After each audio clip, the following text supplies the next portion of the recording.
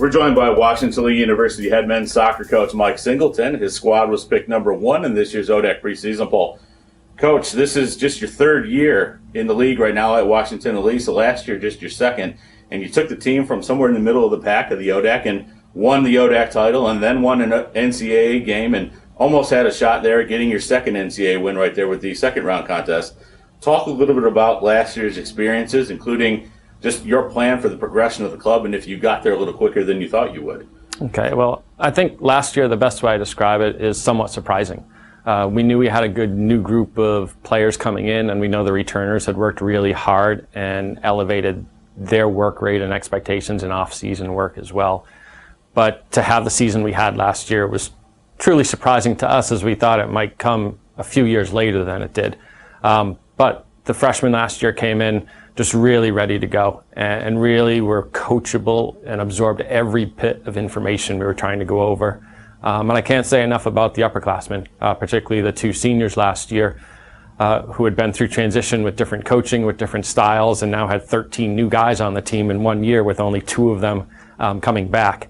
They handled it like true leaders, truly mature leaders who led by example, by words, and played their hearts out and did everything we asked of them.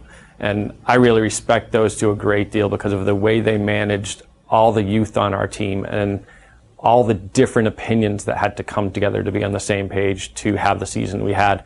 And they really are responsible for a great deal of that.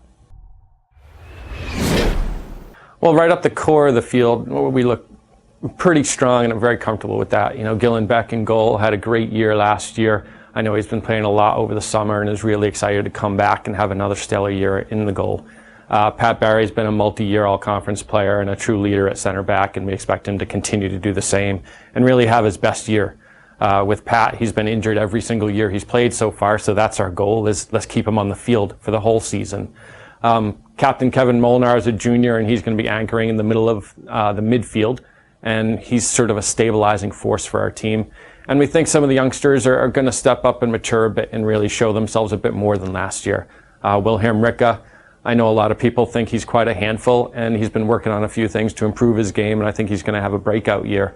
And Dylan Rich up top has been working hard every single day of the offseason, probably the most enthusiastic player that I've had in a long time, and I think he's going to break and score a lot more goals than he did last year as well. So I think it's exciting to see the players mature, and the guys are really psyched up. They're more fit than ever. They're all playing on teams over the summer and ready to come in and have a great season.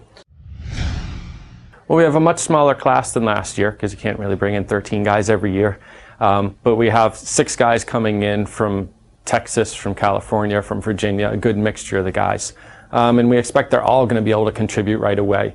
Some good size, some good strength. A transfer from Bucknell, Sterling Kirk, is coming in, who should provide some extra speed and defensive abilities for us. And we're expecting all of them are going to be able to just help us raise our game and our depth a bit to keep the pressure on teams. Well, in the couple seasons I've been in the conference so far, it's clear that every year the leader is determined by 1 or 2 points. And 1 or 2 points can determine up to 4 positions when we're looking at seeding as we go into the year.